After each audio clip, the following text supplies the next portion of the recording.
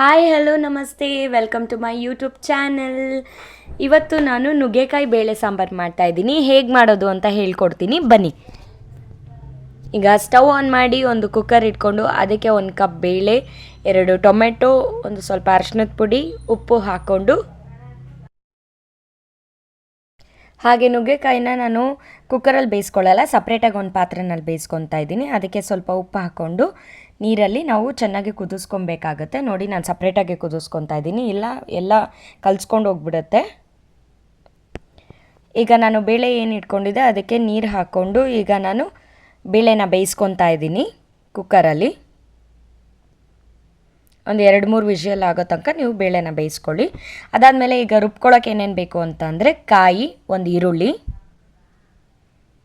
1 spoon ಖಾರದ ಪುಡಿ. ನಿಮಗೆ ಎಷ್ಟು ಖಾರ ಬೇಕೋ ಅಷ್ಟು ಖಾರ ನೋಡಿಕೊಂಡು ನೀವು ಹಾಕ್ಕೊಳ್ಳಿ. ನಾನು 1 ಸ್ಪೂನ್ ಖಾರದ ಪುಡಿ ತೊಗೊಂಡಿದ್ದೀನಿ. ಹಾಗೆ 2.5 ಸ್ಪೂನಷ್ಟು ನಾನು ಸಾಂಬಾರು ಪುಡಿನ ತೊಗೊಂಡಿದ್ದೀನಿ.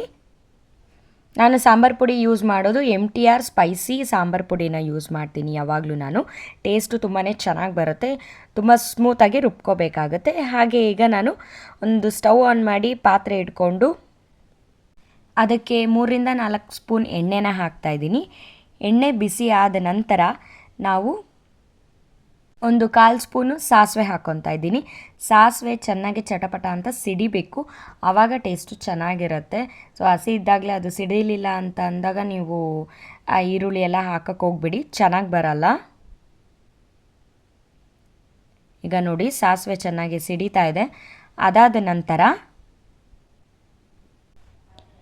ಈಗ 1 ಈರುಳ್ಳಿ ಮತ್ತು ಕರಿಬೇವನ್ನು ಹಾಕ್ಕೊತಾ ಇದ್ದೀನಿ. ಈರುಳ್ಳಿ ಸಣ್ಣದಾಗಿ ಹೆಚ್ಕೋಬೇಕು ನೀವು.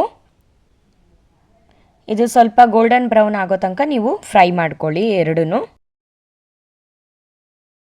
ಈರುಳ್ಳಿ ನೀಟಾಗಿ ಫ್ರೈ ಆಗಬೇಕು, ಓವರ್ ಕುಕ್ ಆದರೂ ಚೆನ್ನಾಗಿರಲ್ಲ ಓವರ್ ಫ್ರೈ ಆದರೆ.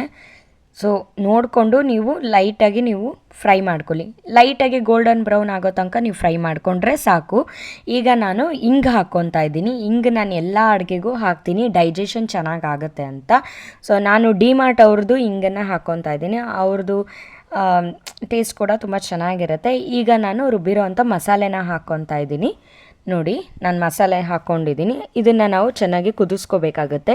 ಈರುಳ್ಳಿ ಕಾಯಿ ಎಲ್ಲ ಹಸಿದು ಹಾಕಿರ್ತೀವಲ್ವ, ಸೊ ಅಂದಾಗಿ ನೀವು ಚೆನ್ನಾಗಿ ಕುದಿಸ್ಕೊಬೇಕಾಗತ್ತೆ. ಸ್ವಲ್ಪ ನೀರು ಹಾಕ್ಕೊಂಡು ಕುದಿಸ್ಕೊಳ್ಳಿ, ಇಲ್ಲ ಅಂತ ಅಂದರೆ ಅದು ತಳ ಹಿಡಿಯುತ್ತೆ, ಸೀದೋಗ್ಬಿಡುತ್ತೆ. ಸೊ ನೀವು ಸ್ವಲ್ಪ ನೀರು ಹಾಕಲೇಬೇಕು ಮಸಾಲೆ ಹಾಕಾದ್ಮೇಲೆ. ಈಗ ಮಸಾಲೆ ಕುದಿಬೇಕಾದ್ರೆ ನಾವಿವಾಗ ನೆಕ್ಸ್ಟ್ ಏನು ನುಗ್ಗೆಕಾಯಿನ ಬೇಯಿಸ್ಕೊಂಡಿದ್ವಿ ಅದನ್ನು ಈಗ ಕುದಿಬೇಕಾದ್ರೆ ಹಾಕ್ಕೊಂಬಿಡೋಣ. ಎರಡೂ ಚೆನ್ನಾಗಿ ಕುದಿಯುತ್ತೆ, ಆವಾಗ ನುಗ್ಗೆಕಾಯಿಗೆ ಸ್ವಲ್ಪ ಚೆನ್ನಾಗಿ ಮಸಾಲೆ ಹಿಡಿಯುತ್ತೆ ಅಂತ ನಾನು ಈಗಲೇ ನುಗ್ಗೆಕಾಯಿ ಹಾಕ್ಕೊತಾ ಇದ್ದೀನಿ. ಎರಡೂ ಕೂಡ ತುಂಬ ಚೆನ್ನಾಗಿ ಕುದಿಬೇಕು. ಈಗ ನೋಡಿ, ಮಸಾಲೆ ಚೆನ್ನಾಗಿ ಕುದೀತಾ ಇದೆ. ಸೊ ಈಗ ನೆಕ್ಸ್ಟ್ ನಾವು ಬೇಳೆ ಏನು ಬೇಯಿಸ್ಕೊಂಡಿರ್ತೀವಿ, ಬೇಳೆ ಟೊಮೆಟೊನ, ಅದನ್ನು ನಾವು ಈಗ ಮಸಾಲೆಗೆ ಹಾಕ್ಕೊತಾ ಇದ್ದೀವಿ.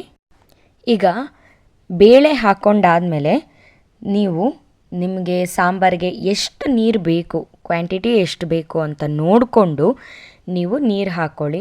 ಒಬ್ಬರಿಗೆ ಗಟ್ಟಿಗೆ ಇಷ್ಟ ಆಗುತ್ತೆ ಸಾಂಬಾರು, ಒಬ್ಬರಿಗೆ ತೆಳುಗಿರಬೇಕಾಗತ್ತೆ ಸಾಂಬಾರು, ತಿಳಿಗಿರಬೇಕಾಗತ್ತೆ. ಸೊ ನೋಡಿಕೊಂಡು ನಿಮ್ಗೆ ಯಾವ ಥರ ತಿಕ್ನೆಸ್ ಬೇಕು ಅಂತ ನೋಡಿಕೊಂಡು ನೀವು ನೀರನ್ನು ಹಾಕ್ಕೊಳ್ಳಿ. ಹಾಗೆ ಉಪ್ಪು ಕಡಿಮೆ ಆಗಿದ್ದರೆ ಉಪ್ಪು ಹಾಕ್ಕೋಬೋದು. ಸೊ ನೋಡಿಕೊಂಡು ನೀವು ಕರೆಕ್ಟ್ ಮಾಡ್ಕೊಳ್ಳಿ. ಚೆನ್ನಾಗಿ ಇವಾಗ ಸಾಂಬಾರು ಕುದಿಬೇಕಾಗತ್ತೆ.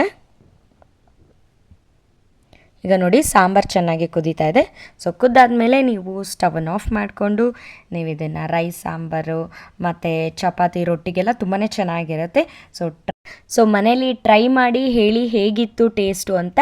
ಸೊ ಇದನ್ನು ನನಗೆ ಕಮೆಂಟ್ ಬಾಕ್ಸಲ್ಲಿ ತಿಳಿಸಿ. ಸೊ ಹೀಗೆ ನನ್ನ ವಿಡಿಯೋನ ಲೈಕ್ ಮಾಡಿ, ಶೇರ್ ಮಾಡಿ, ಕಮೆಂಟ್ ಮಾಡಿ, ಹಾಗೆ ಸಬ್ಸ್ಕ್ರೈಬ್ ಮಾಡಿ. Thank you so much.